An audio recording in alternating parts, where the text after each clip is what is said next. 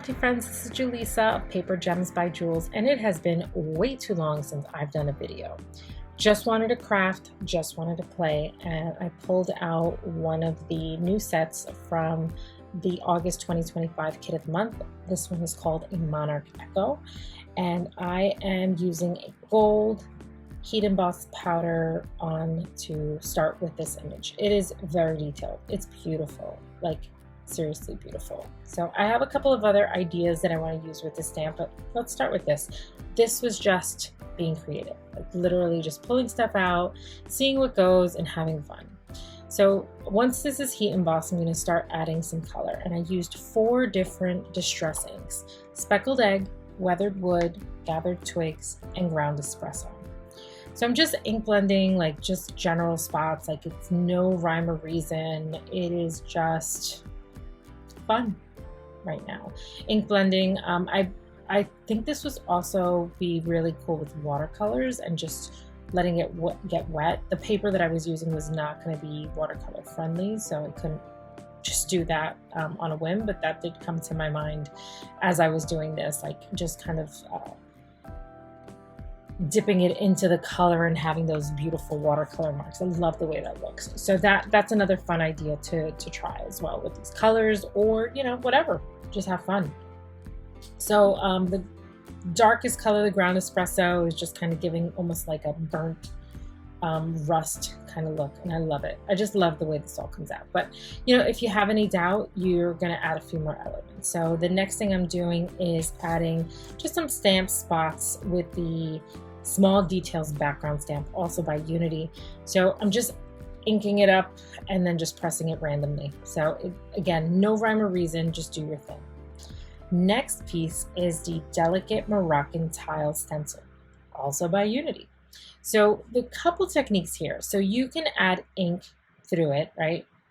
Or you can take a wet cloth like I did, what I used to normally clean, and I just press in there and it pulls the color up, and it also leaves the stencil mark. So it's a great alternative to adding more ink.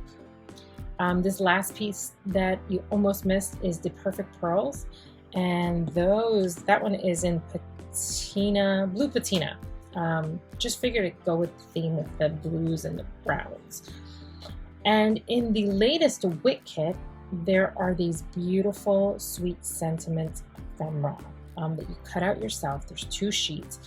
Now, again, Unity is giving you a chance to sample the kits piece by piece. So this is something that I would definitely pick up. I love their sentiment strips that you cut out.